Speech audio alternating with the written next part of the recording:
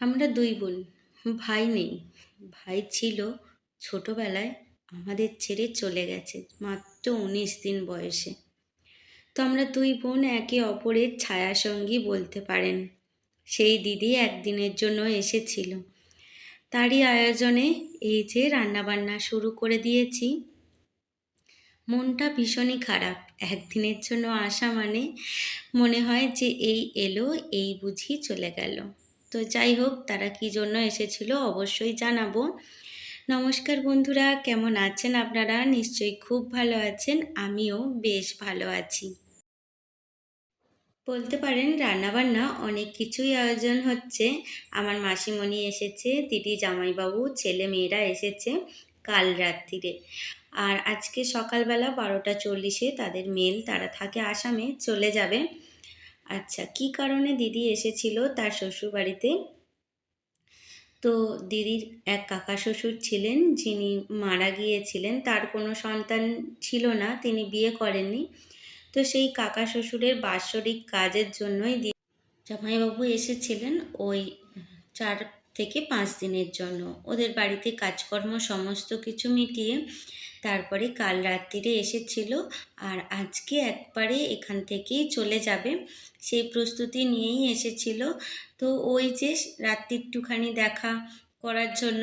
আর যদিও কাল রাত্রিরে আমি কোনো ভিডিও করিনি, কেননা গল্প করতে, কথা বলতে এবং রান্না খাওয়া করতে এতটাই ব্যস্ত ছিলাম যে সত্যি বলতে ক্যামেরাটা হাতে ধরার ইচ্ছাটুকুই ছিল না। কেননা এইটুখানি মুহূর্ত চেয়েছিলাম একটুখানি গল্প করে নিজেদের মতো কাটাই। তো হ্যাঁ, জানি এটাও আমার একটা পরিবার, তাদেরকেও জানাতে হবে।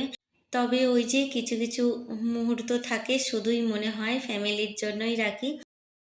আজকে ভীষণই একটা ছোট্ট ব্লগ দিয়েছি, যেহেতু ওরা যাবে সেই কারণেই রান্না বান্না তোড়জোড় শুরু হয়ে গেছে। মা কিছু রান্না করছে গ্যাসেতে, আর যেহেতু অনেকটাই মাংস ছিল, তো সেই কারণেই আমি এখানে কাঠের উনানে রান্নাটা করে নিচ্ছি। আর কাঠের উনানের রান্না এমনিতেই খুব সুন্দর হয়। আর আমার জামাইবাবু খেতেও ভীষণ ভালোবাসে কাঠের উনানের রান্না।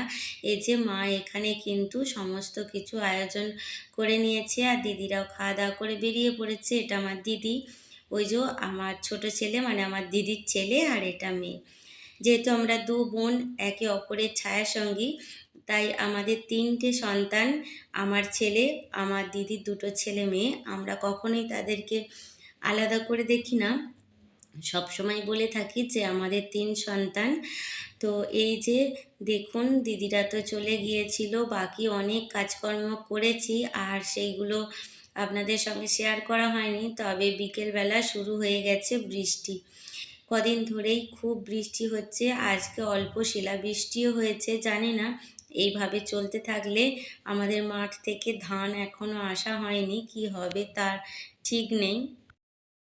এটা হলো সন্ধ্যাবেলায়, প্রতিদিনই এখানে মোমবাতি জ্বালানো হয়। তবে আজকে চারিদিকটা একদম ঘুটঘুটে অন্ধকার, কেননা লোডশেডিং, এখনও পর্যন্ত বৃষ্টি হচ্ছে, কারেন্টের কোনো আশা নেই। তবে আমার এই ছোট্ট ভিডিওটা আপনাদের যদি কোনো অংশে ভালো লেগে থাকে, তাহলে প্লিজ চ্যানেলটা সাবস্ক্রাইব করে আমার পাশে থাকবেন।